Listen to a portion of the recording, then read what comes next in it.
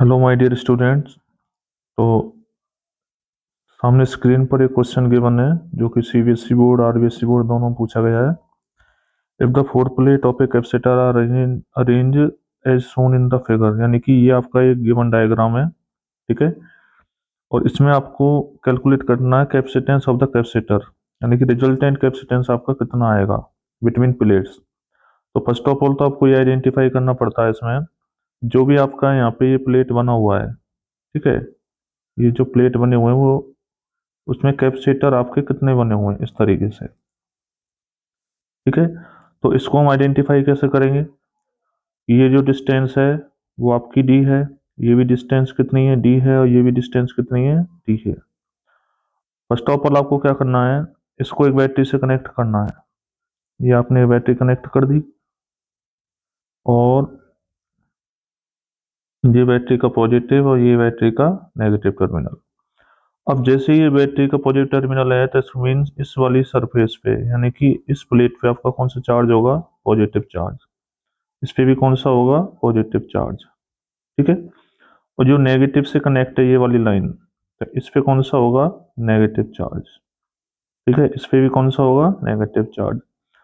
अब कैपेसिटर में हमें ये पता है कि एक प्लेट पे आपका, वन प्लेट पे आपका पॉजिटिव होता है और सेकंड प्लेट पे कौन सा होता है, नेगेटिव। तो इस तरीके से कितने कॉम्बिनेशन यहाँ पे आइडेंटिफाई हो रहे हैं और डिस्टेंस इनका सब कुछ डी है। ठीक है। तो देखो, first plate plus second plate minus, तो फर्स्ट कैपेसिटर हो गया, फिर माइनस प्लस सेकंड कैपेसिटर हो गया, फिर प्लस माइनस थर्ड कैपेसिटर हो गया। तो नंबर ऑफ कैपेसिटर जो हैं वो आपके कितने हैं, थ्री हैं। ठीक है। जो नंबर ऑफ कैपेसिटर आपके थ्री फाइंड आउट हो गए। अब ये कहाँ रखे हुए हैं, वैक्यूम में रखे हुए हैं, तो वैक्यूम के लिए कैपेसिटेंस कितना होता है, a epsilon not upon D. ये हमने पढ़ा हुआ है, a epsilon not upon D. अब इसको हम कैसे कैलकुलेट करेंगे, जब भी इस तरीके का कॉम्बिनेशन है कि एक एंड यहाँ पे कनेक्ट है और एक एंड आपका यहाँ कनेक्ट है, तो ये ऑलवेज कौन से कॉम्बिनेशन में होते हैं, पैरेलल कॉम्बिनेशन में। कौन सा कॉम्बिनेशन होता है, पैरेलल। अब पैरेलल का इक्विवेलेंट कैपेसिटेंस हम कैसे निकालते हैं, C P equal to C one plus C two plus C three. तो सी पी इक्वल टू हर एक का कितना है, a epsilon not upon d, a epsilon not upon d plus a epsilon not upon d. तो resultant कितना हो गया, रिजल्टेंट आपका हो जाएगा three a epsilon not upon D.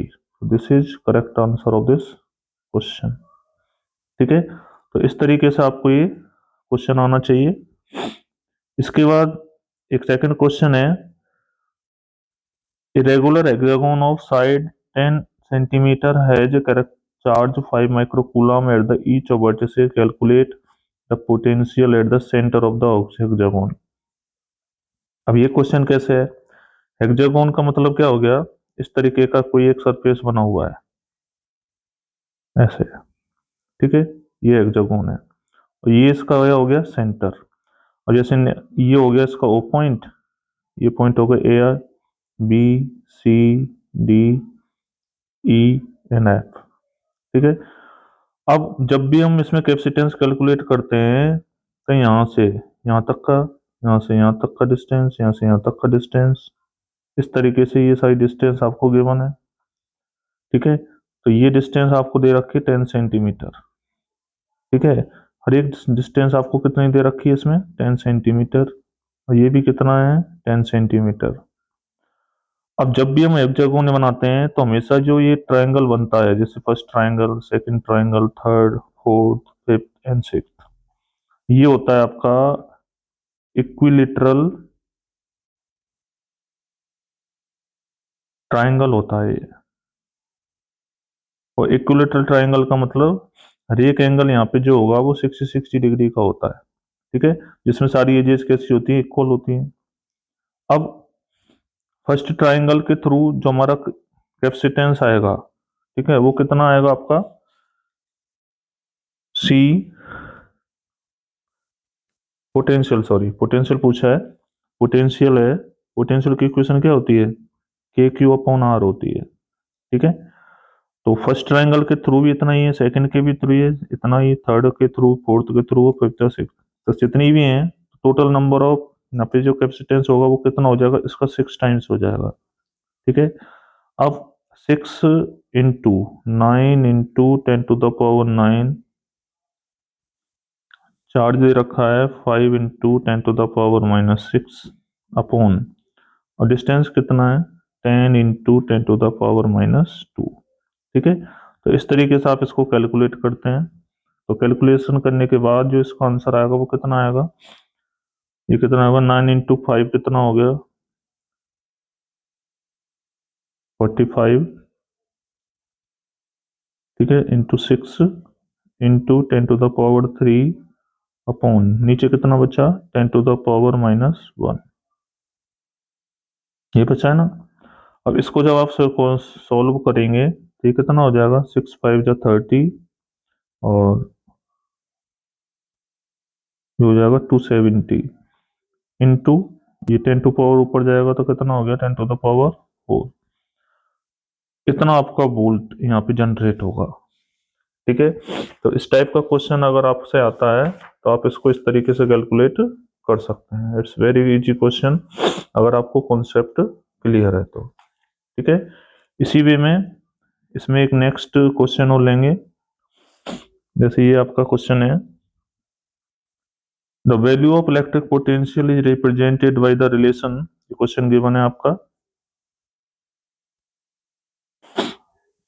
ठीक है, तो इसको थोड़ा याद रखना है। तो क्वेश्चन गिवन है, इसमें एक इक्वेशन दे रखी है v की, कि v इक्वल टू कितना दे रखा है 80x² प्लस 60y²।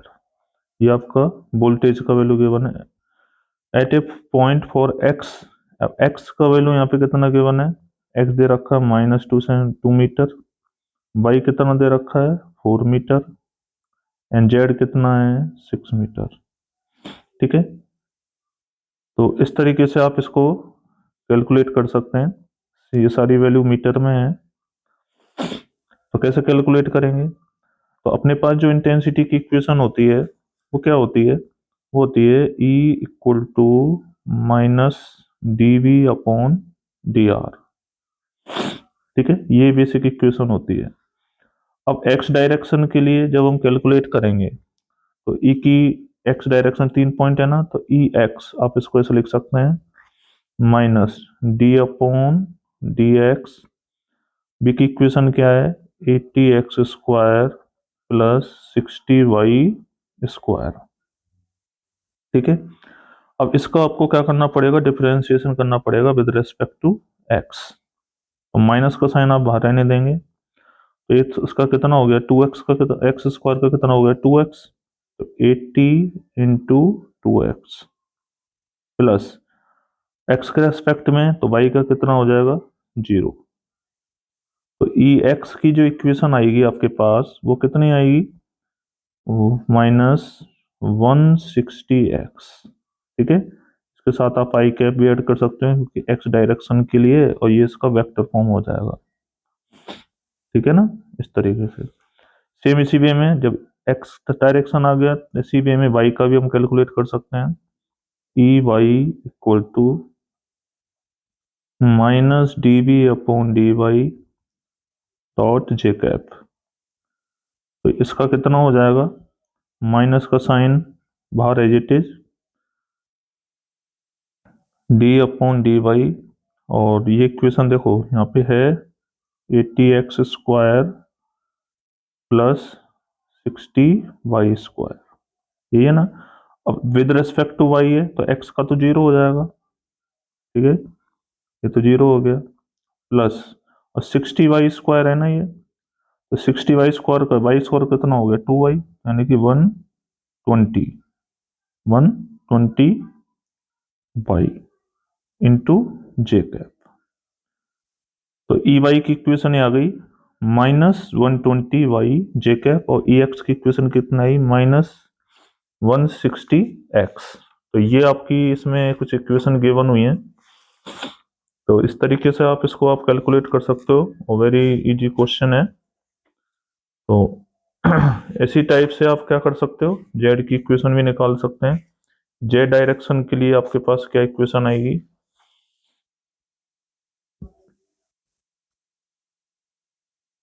तो देखिए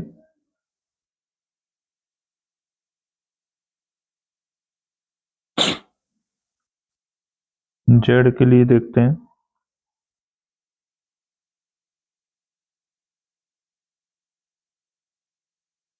तो E Z equal to, equation क्या बनेगी, minus D V upon D Z dot K cap. ठीक है, अब E Z equal to, minus का साइन आउट में, डी अपॉन डी जेड। अब बी की इक्वेशन क्या है, 80x स्क्वायर प्लस स्क्वायर है ये 60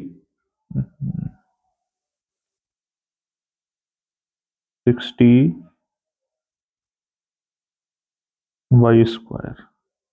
ठीक है, अब देखिए, अब ये विद रेस्पेक्ट टू जेड है तो इसका मतलब ये भी कांस्टेंट हो गया, ये जेड की वैल्यू कोई है ही नहीं यहाँ पे टर्म, तो इसका मतलब ई जेड का जो आंसर आएगा अपना वो कितना आएगा, जीरो, क्योंकि जेड का ही नहीं। तो इस तरीके से आप यहाँ पे कैलकुलेट कर सकते हैं।